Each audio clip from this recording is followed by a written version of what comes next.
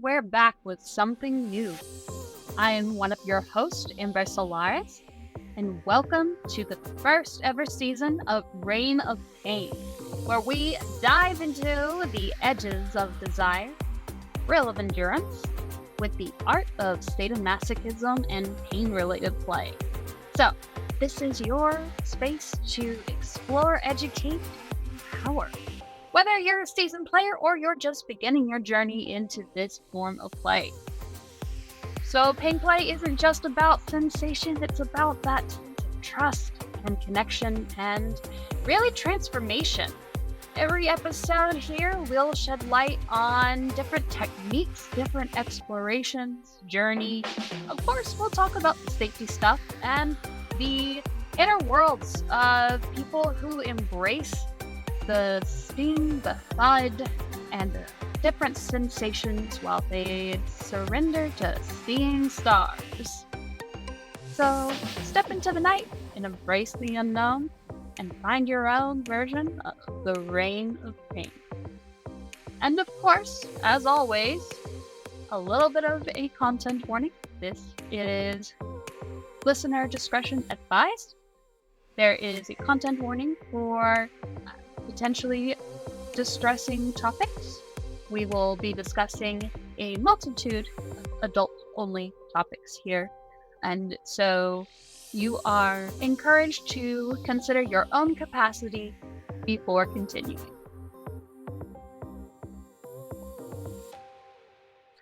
Well, they do say that misery loves company, and I am freezing my mortal ass off. So apparently, I have conjured a demon from the cold, frozen end of the world named Belial with me today, listeners. So joining me from Scotland is Belial 12, here to talk about rough body play, and we'll be doing a class called Barehanded Beatdowns with Belial for Reign of Pain. Would you like to introduce yourself for our listeners here today? Wow, look at that. You actually had like some sort of pre-written thing. It was like you changed. You went from normal conversation to that wonderful intro. Um, Listeners, if you can hear me, I'm usually funnier and a lot more charming when I've had some time to write something. I'm Belial. I am kind of often a service top. I like giving people wonderful little nightmares. That's one of my favorite things. And then I sometimes switch as like a tiger kitty cub or like a general degradee. That's kind of like my role in the kink community. I've been teaching in a whole bunch of capacities for quite a long time, but I've only started kind of kink teaching in the last 2.5, 3 years kind of seriously. And I'm really excited to bring barehanded beatdowns to Reign of Pain. Like it's genuinely it's one of the things I love because I spend a lot of my time traveling on the road from the middle of fucking nowhere to the places where the kink clubs are. And it's an arse to pack a bag. So being able to go to a kink club with nothing on you except your bare hands and then just kick the shit out of someone for like half an hour is like a really, really fucking cool skill. And like we'll probably get into the conversation. There's a bunch of other cool stuff that you can kind of learn along the way while you're doing that. Yeah. So that's kind of me, and that's kind of what I'm going to be doing. Yes, agreed. Kicking the shit out of and slash being kicked the shit out of is fantastic, along with everything else that goes along with it. You would get along super well with my partner Soren. That is his preferred mode of everything. He often detests the usually significant amount of gear that I travel with. Uh, It's such a faff. It's such a faff. I've got so many different bags. I've got like my Sharps doctor bag. I've got my fucking rope bag, even though I don't really like rope. I mean, seriously, engineering puzzles and memory tests involved in kink and sex. Come on, that's not a good idea. I'm kidding, rope people. Don't be mad at me. But yeah, I have so many bags and the same. I have so many little different implements, and I actually think I had like a solid, like year, or I think especially when I started kink teaching because I was also taking a bunch of like crap and teaching aids with me all the time. Like it was easier to just turn up barehanded. So if I was going to play with a partner at the event afterwards, I I just had all my stuff there. And it's just it's really fun because like actually you find that a lot of the principles that like when you're doing barehanded impact, they just carry across like so well and so straightforward. So like one of the things that we were talking about earlier was that I've got a lot of experience within like combat sports. So I've done MMA or cage fighting, I think is the old colloquial term for it. Like I've done a bunch of judo and jujitsu and Muay Thai.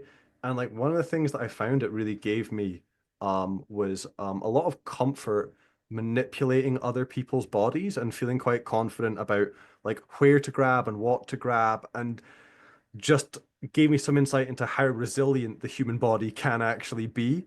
And that's kind of what I like gifting to people is that like forget the fucking tassels on the flogger and whether the handle has a little like notch or a ring or for hanging up or something. Just grab that motherfucker and start like knocking them around. Here's the ways you do it, and then people kind of get over their innate like fear of impact, or not. Yeah, like their fear of hurting each other. Once you can kind of like go, look, this is just physical bodies interacting, and if you provide within certain constraints, you can have like a really good time. It doesn't need to be too artful. Um, yeah, I think sometimes when talking about this, while there certainly is a lot of technique that goes into it and goes into doing it well, there is often a lot of fear in just going in and diving in and getting into it. yeah, Um, and what often. brought what brought you into those sports and into both fighting sports and into rough body play?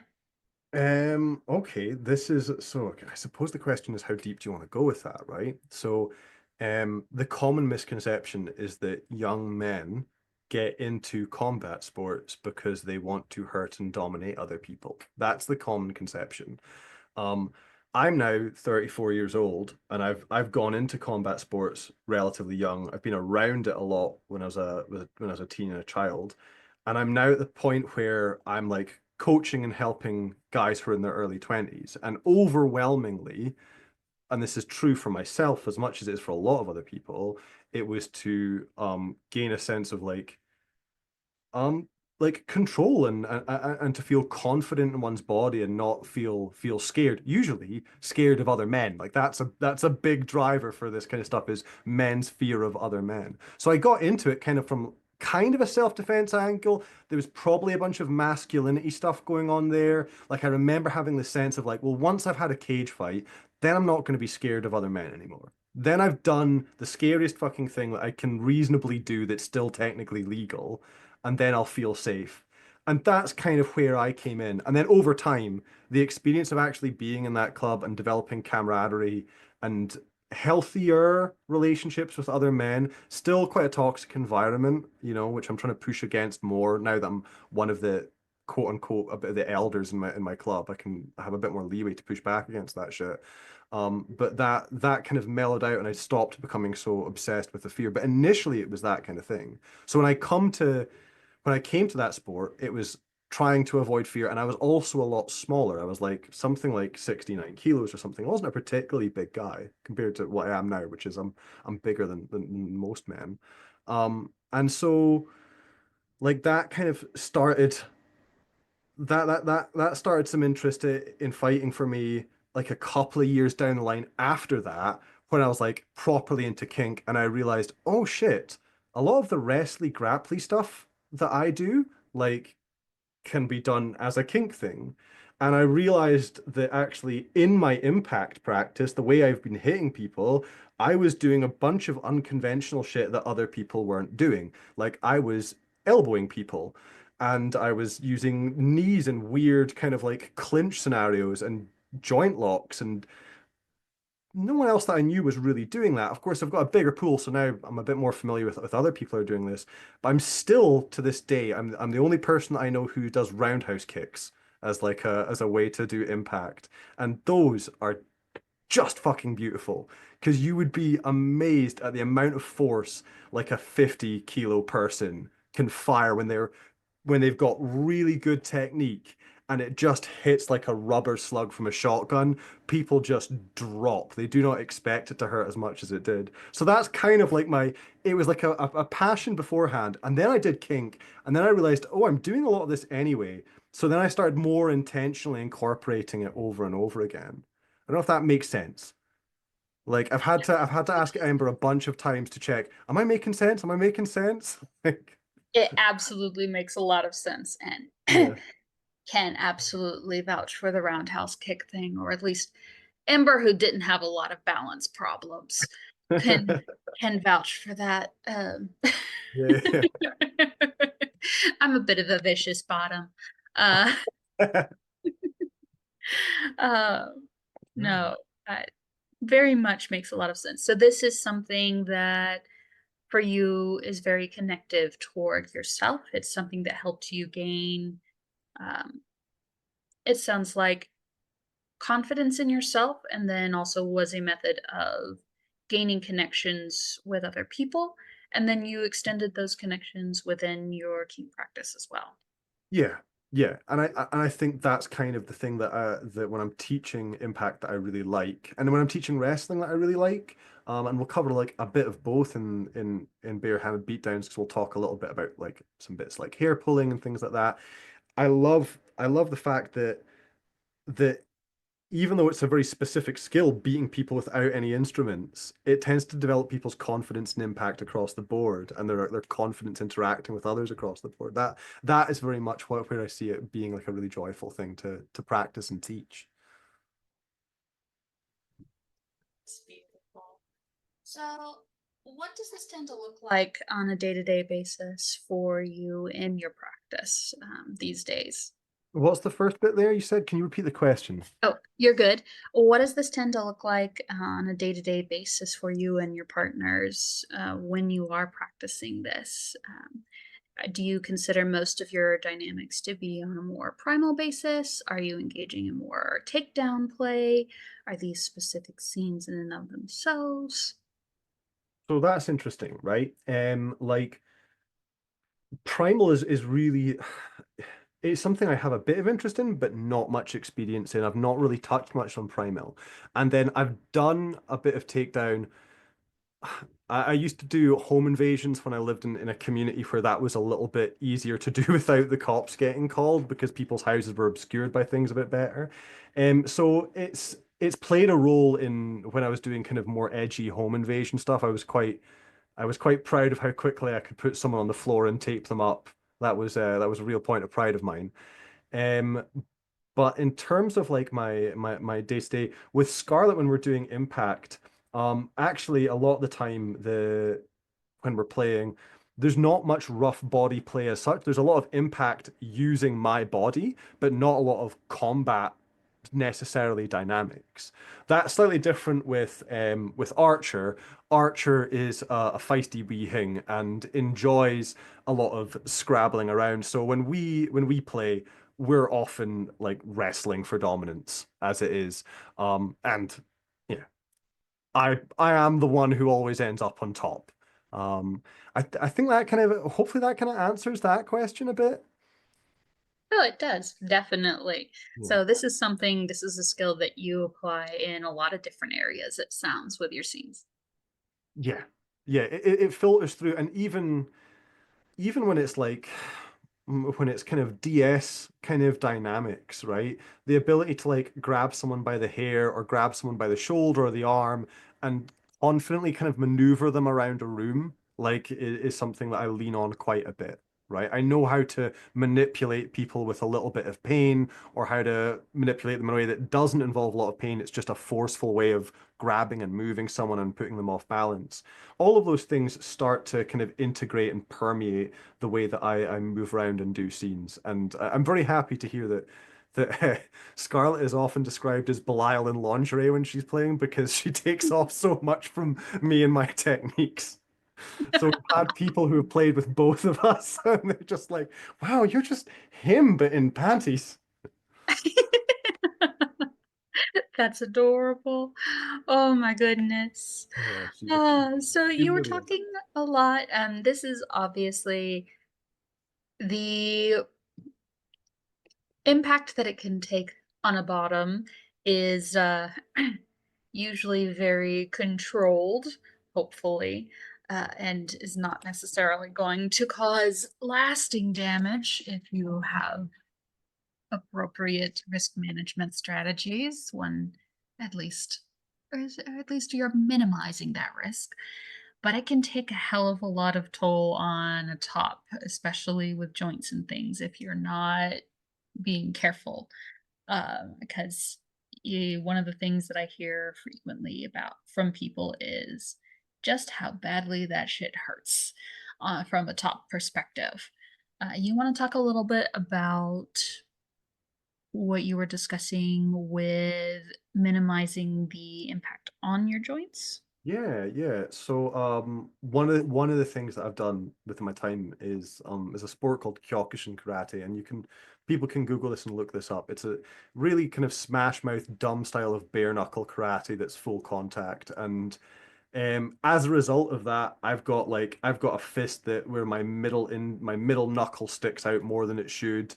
And I've got like thumb problems on in my left hand from an injury that I sustained maybe like a couple of years ago. And these would all have been, this is me teaching through bad example. These would all have been just like injuries that I could have avoided just paying attention to structure. So like when I teach barehanded stuff, I find it really important to cover like proper joint alignment for people to be aware of. Like when you put force onto a target, that force is going to be traveling back across that limb. So having a think about what your form looks like tells you about like where the force is going to be distributed and what direction it's going to be in, right? So like one thing that people often do is when they form fists, they might tuck their thumb into their hand, and they'll notice as soon as they make impact, then that crushes the thumb into a really painful position, potentially like causing breakages. But there's other stuff with wrist alignment that a little bit of close attention and you can save yourself a lot of pain. There's also like knees are a big one. Like knees are a big one, especially when people are kicking. So if you go to Thailand and you watch Thai boxers, they have two kind of kicks. They have a general roundhouse kick that strikes with the shin. And then they have like a what's called a teep or a push kick that strikes with the sole of the foot. And there's some other forms of martial arts where you see all sorts of interesting other ways of kicking, and they kick primarily with the foot. There's certain styles that will kick and the impact will be made a lot with the foot. Or the movement of the leg will be like almost, it's called a crescent kick if you can picture it or look it up. Crescent kick, your leg moves in a big sort of semicircle through the air and you make contact with like the side of your shin. So if you've got your shin in the front, the calf in the back, makes contact with the side of the leg. And you ask yourself, well, why do Thai boxers not kick like that, right? And one of the reasons is that, well, the foot is full of tiny bones. There's a lot of stuff that can go wrong when you fire that at high speed into something that's also made of meat and bone, right? And then likewise with the crescent kick, it turns out when you look at the trajectory of that kick, the way that the impact lands is actually moving like perpendicular to the direction that your knee actually should move. So if you do that kick for long enough against heavy things, you will develop knee problems. And that's what the Thais have kind of learned through just like literally centuries of kicking heavy shit is that these techniques are kind of the safer ones, the ones that are less likely to cause injury. You can still cause injury if you get your distance wrong and things like that, but we'll go into it. It is a really big important part, and that's from the injury perspective. There's also the endurance perspective. Like I am sure that you know perfectly well that if you slap someone long enough, eventually the palm of your hand starts to hurt, right? And that's kind of why it's important having different tools, being able to use fists, being able to use forearms. The main reason that I elbow people, right, is like one, it gives a very interesting thuddy sensation.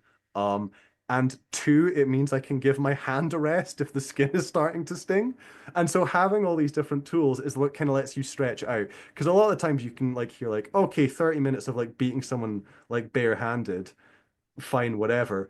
But once you actually realize how quickly your palms will tire, you start to realize, shit, actually, this is really physically strenuous on me in terms of like my muscles, in terms of like my skin and whatnot. So yeah, there's absolutely an element of like thinking about the top. And we have kind of neglected the kind of bottom in this, right?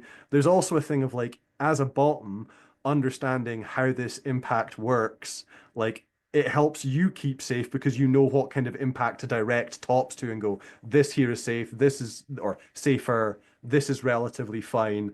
Please don't do that fucking shit. But you also become aware of like, of how your movement or lack of movement might contribute or exacerbate safety issues. Because if you've got a moving target, that's a moving surface, that's angles that might change suddenly, and that's going to redirect impact. So there's all sorts of elements to be aware of. But a lot of it is through practicing good joint positioning and kind of being mindful about what it is that you're doing and what are the physics that are going on so that both partners kind of make sure that there's a relatively safe experience being put out there. Absolutely love it. I actually have a condition called Ehlers-Danlos, hypermobile Ehlers-Danlos. So I'm a Right, right. human rubber band, and my joints literally just fall out of socket whenever they fucking want to. So yes, very much so on those, and that goes double for folks who have similar issues with that. I mean, and like you were talking about with the palm of your hand, I mean, we often don't think about that kind of impact on the top's hand. But if we were sitting there and we were going to flip it and we were just going to put a palm laying flat and do impact on that palm for half an hour at that level of intensity, we'd think that was a fucking lot. Yeah, Uh, absolutely. Yeah. we just don't think Spare, about it. spare some time for your tops hands, folks, okay? If you haven't, maybe ask permission to kiss them and thank them for their hard service. And just as a reminder, vampire gloves are always a lovely thing. You meanie. I mean, I never claimed to be nice. Um, if I'm gonna be punching somebody, it may as well be gloves with massive spikes on it. I mean, you know, Yeah, your FetLife profile wasn't lying. no, it was not lying. It was not lying. You know, it Yeah. is what it is. Uh, hey, I'm gonna make it count. If my wrists are going to snap out of joint, I'm gonna make that shit count, man. Um, Give as good as you get. hey, sadomasochist at heart. Very much sadomasochist. Let's see here. So altogether, with um, everything that you do with rough body play and things, are there anything? Is there anything else that you enjoy incorporating with this style of play in particular? We've really enjoyed um really enjoyed like working in mock executions. That's been very fun. We've Mhm. been doing a lot of like role playing with knives. So Mhm. I mean wooden knives, but I remember we were rolling around wrestling on the ground over a knife. And just literally tiring them out until they were too exhausted to fight back, and then slicing open their various like arteries and just holding their arms apart so they couldn't cover the wounds or whatever. That Mhm. was, even though it was like entirely in our heads, that was just like so much fun to kind of to incorporate that element in. And that's stuff that I would love to do like a bit more of. Like there's something so wonderfully intensely final about the concept of I have killed you. Like this is it. Like this is the end. There's no like Mhm. you're gonna recover. Like your story ends with me winning and you dead. Mhm. That that to me, I'm like, that's so cool. Like for when we're talking about what motivates me as a kinkster, there's kind of there's actually a deeper level to like kind of my service kink, right? Which is that we're mental health in this country is dog shit. We're trying to get a kind of diagnosis for myself because we think one of the things that I might have is harm OCD. So what I tend to happen is I tend to obsess massively over the harm that I've caused other people or the possibility that I would cause them harm. Like that's the thing. So I'll get compulsive thoughts like, what if I did this to them? That would fuck up their whole day. And I'm like, yeah, that would fuck up their whole day. Can we stop thinking about that? No, we're gonna think about that constantly. And so for me, actually, oftentimes when I'm in a top space, what I enjoy doing is like the most fucked up thing that I possibly can think of, and then getting the sort of adrenaline rush of indulging that.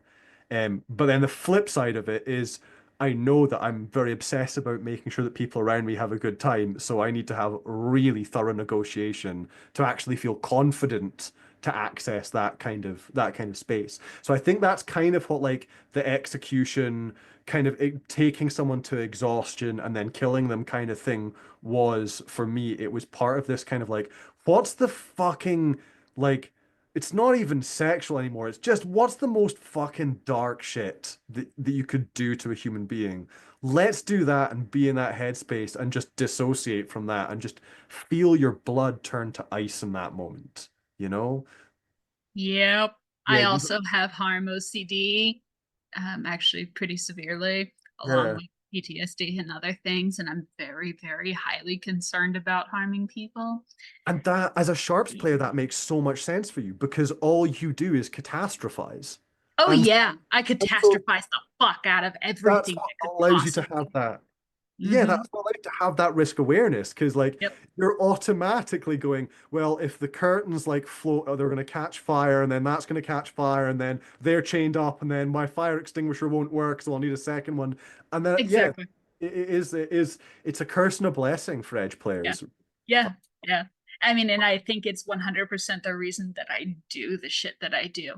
In some level, it allows me a way of almost expressing and going into that and saying it's still okay. Like, Yeah, and so when we talk about the other part of my when I talked about service kink, like that's the thing that I find very interesting is that for me, what I like to provide for bottoms is I describe it as like a perfect little nightmare. I love mhm, getting to know people and finding out what is the deep, deep, dark fear and how can I help you recreate that in a way that like becomes transformative or helpful to you. mhm. I really love that. So like Yep. and I guess I suppose me and you are kind of doing something quite similar with our edge Oh play in yeah. terms of like we're just going to that really awful place in our mind and It then is exactly that. It's a form of emotional S&M. It's emotional S&M for me, very much so. And you'll hear the episode that I did with Red and Jason, who are teaching an emotional S&M class, and it's very much that. It's like a level of emotional masochism on my end, but it's also catharsis because I'm also being vulnerable on the level that I'm exposing the fact that I am afraid of hurting someone and I'm doing it anyways. But I'm yeah, also not harming them and I'm showing myself that I have like they can also enjoy it. And it's a weird fucked up situation. that's fascinating. I've not heard it described as like because now that I'm thinking about it, I'm like, okay, is that emotional masochism on my part? Is it emotional masochism? That's a very interesting way of phrasing that. I Oh, don't it know. is so emotional masochism on my end. Yeah, Um that resonates. Cool, cool. That's gonna have me thinking for a couple of days. Yeah, I don't know if it is for everyone with that one, but I know on my end there are levels of it that are emotional mass. I mean, there are certain aspects of it that are very much emotional sadism Mhm. that I very much enjoy. Because, like, I was sitting in a class of that was talking about sadism the other day, and people were talking about, how do you disconnect to be a sadist? Obviously, I'm a very heavy sadist. I do shit that most people's nightmares wouldn't have nightmares about. Uh, and yet, for me, with doing so, and not everyone has to do the level, obviously, every level is very valid. of whatever you want to do. I just am fucked up. Okay. Uh, You Damn, know what? I was thinking about this a couple of days ago, right? I was thinking about my first experiences of like proper kink and like the amount of perverse joy that I could get from just like a $20 collar and leash bought from like Bondara. Like other suppliers are available, but like you know what I mean? And just how much joy that brought. And I think that's yeah, actually for me when I work with newer people that sometimes the joy is you remember like fuck man, this doesn't need to be that complicated. yeah, no, I mean it is like freaks like you and me, right? We have to have the whole fucking 3 act show, right? But exactly. but like yeah,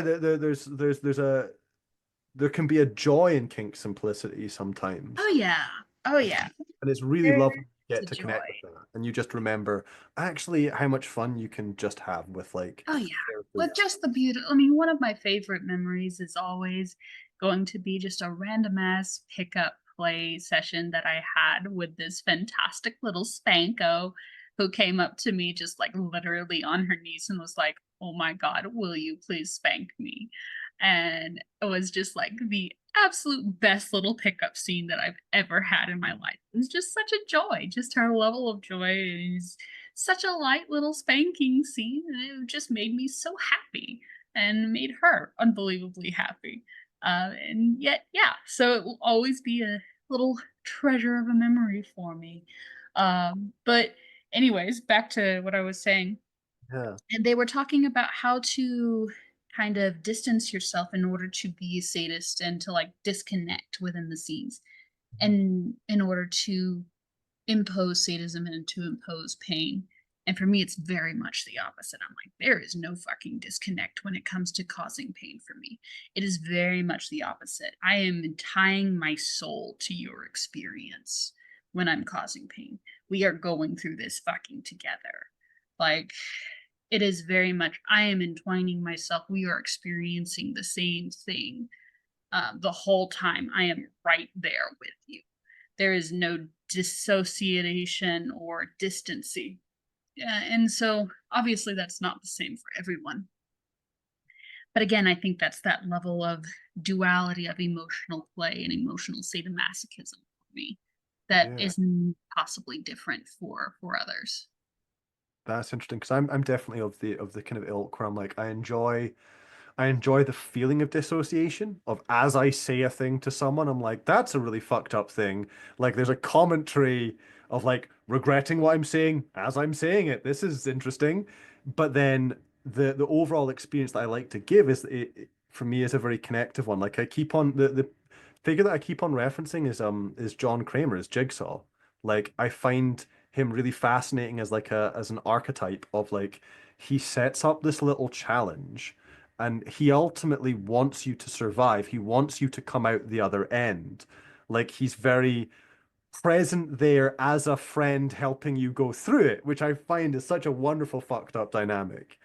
Um, and I'm still like slowly working on the idea for a scene where subs are having to hurt themselves to like I'm really looking forward to that, but that's Oh, down the you're pipe. going to really love some of the classes that we have coming up that we haven't announced yet.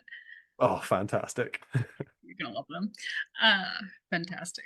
Well, it has been a fantastic pleasure getting to know you a little bit, and I am very much looking forward to barehanded beatdowns as a class and maybe some of the other classes that we have coming for on the platform. Hint, hint, listeners, Oh.